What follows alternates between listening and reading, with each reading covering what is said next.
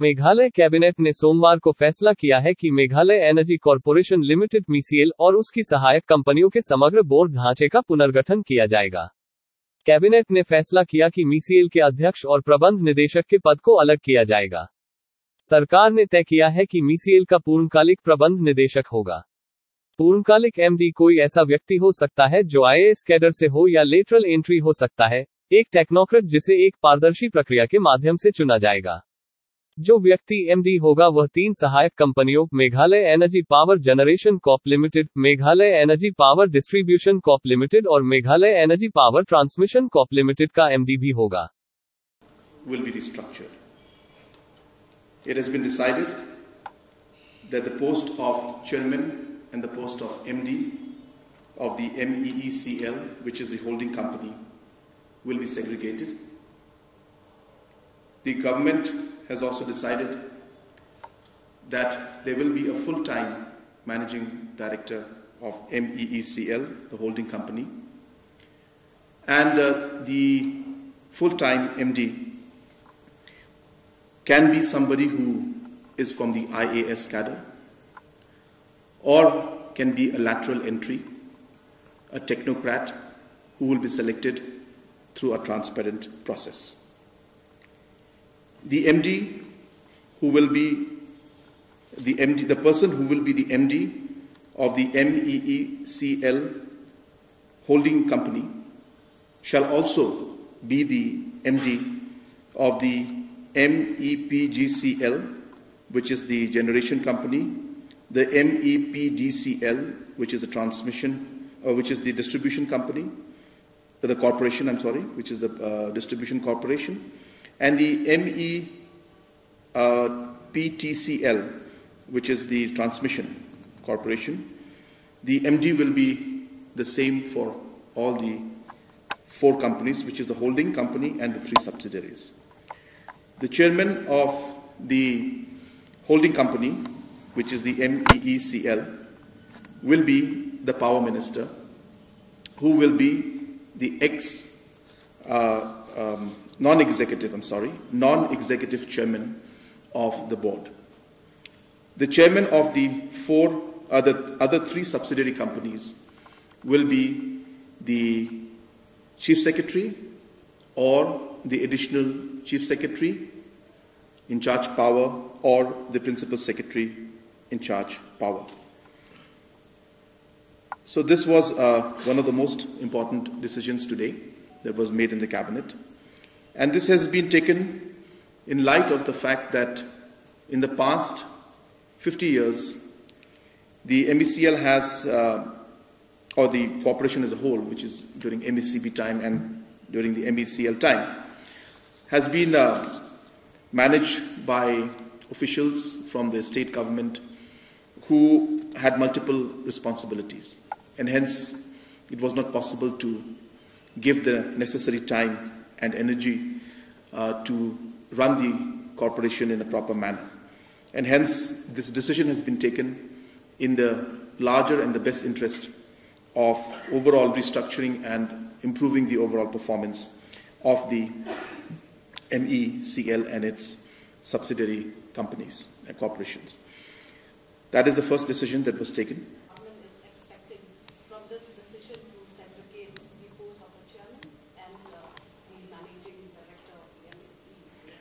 So as I had mentioned, we have never had a full-time chairman or CMD. And in the past many years, the chief secretary or the principal secretary or other officials who had other responsibilities have been managing and chairing the board and more importantly managing the day-to-day affairs of the MECL. And hence we have seen that the kind of focus and attention that is required and the time that is required, sometimes due to multiple responsibilities, the concerned CMD was not able to give. And hence, the decision is to have a full-time MD who will act like a full-time CEO and be involved in day-to-day functioning without having any other responsibility. That's number 1. Number 2 is the option, which is of course going to be the first option for us, is to get a technocrat and a lateral entry into the system, which has never been discussed or thought of before. So we have decided that we need technocrats to run MeECL. So as good as the administrators and the IAS officers may be at administration, there are technical factors that are there in MeECL, which officials or any other individual who does not have experience in the power sector may not have. And hence a person with experience in the power sector and in running PSUs, similar PSUs in the past, would be preferable, and we feel strongly that they would do justice to the entire working of the MeECL. Now, what do we expect? We expect things to improve. Now, is it going to happen overnight? It's not. There are a lot of problems that are there. But we feel that with a more focused approach, with a more full-time approach, and with a more technically sound approach, we do feel that the overall functioning of MeECL will improve, and in the process, hopefully, in the long run, medium run, and to some extent in the short run also, we will see things improve in MeECL functioning. Can you update us on the threat situation and the No, there is no issue as such in that. We have to realize that the Finance Ministry, Government of India also has its rules. And earlier, the clarity on off-budget borrowing, as we call it, the provision on that and capping on that, and the provision that the off-budget borrowing will also become part of the normal books borrowing of the state government. These provisions were not clarified earlier. But recently, the Government of India has mentioned that off-budget borrowing also will come out from the budgeted borrowing of the state government, which is the 4% cap that we have on the GSDP, 4% of GSDP. So therefore, the loan that is taken by MeECL, which is technically not a government loan, but it's a loan taken by an organization and a body and a corporation, which is owned by the government, is technical off-budget borrowing. So since that would be counted into our budget, into the budget borrowing of the state, so the state government cannot anymore guarantee for it. Now, in that situation, obviously, the most important thing to note is that the state government will not directly guarantee or directly be involved in any way for repayment or any kind of guarantee on that loan. So it is that particular aspect and subject that the government of Meghalaya and the finance department will not be dealing with. But there are other matters that are there where government of Meghalaya time to time keeps helping and supporting, whether it's through equity participation, whether it's through different kind of financial support that we give. Those things, time to time, the government of Meghalaya. Today also I had a very long meeting with MeECL. I don't know if you guys are aware. So we had a very long meeting regarding the overall financial position of MeECL. And those aspects will continue. But yes, when it comes to the Atmanirbhar loan as such, because of this off-budget borrowing aspect, the state government will not have anything to do with it, because if we do, then it comes into our books, and the borrowings of the government of Meghalaya will be reduced equivalent to the borrowing that was taken by government, and that's something that we don't want.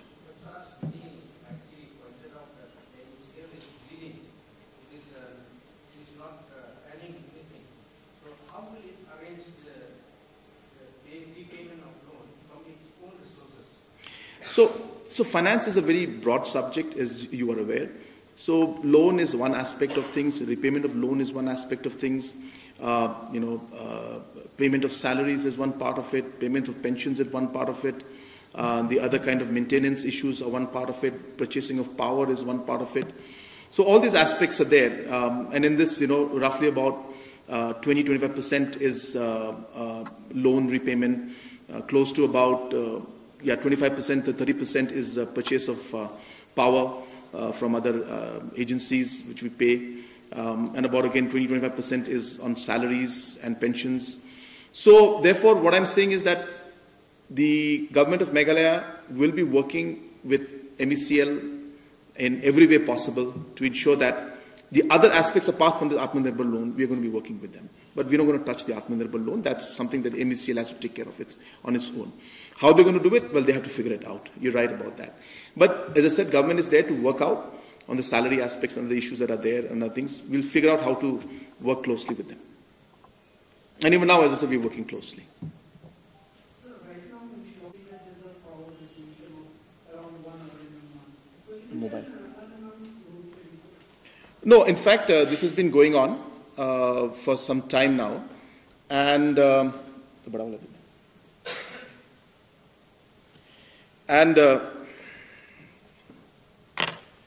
basically, there are multiple reasons for this particular situation. Number one, that the government of Meghalaya has power coming in from the national companies. So, 3 units. One is the Kandong unit, one is the OTPC unit, and one is the Kupli unit. These 3 units together roughly give us about 110 megawatts. And different units in these 3 companies or these 3 power companies, units are not working right now as we speak. And hence we are running short of about 110 megawatts because of these national companies not working or not functioning properly. And that's the first challenge that we face. The second challenge which we face is that the units that we have in our own, which is Leshka and the Umyam and Umtru, there are periodic maintenance that has to be done, which we cannot miss. There are certain areas where we also had challenges where some of our units were disturbed and it had to be repaired. And in these circumstances, we have roughly about 42 megawatts from Leshka and about 21 megawatts from Umtru, which are being disturbed because of these maintenance and some of the units not functioning, which we are, of course, repair is on. We are hopeful that we should be able to get things on quickly, but these are the challenges we have. And the third issue that we have is something we call advanced banking. And when we say advanced banking, we actually bank the power units that we use and we are able to give. So we take power units from different companies during the lean season and we give back during the rainy season. And so therefore, if you notice last Christmas, New Year, we had very less or in fact no power cuts that time. And this is because of the advanced banking that we had.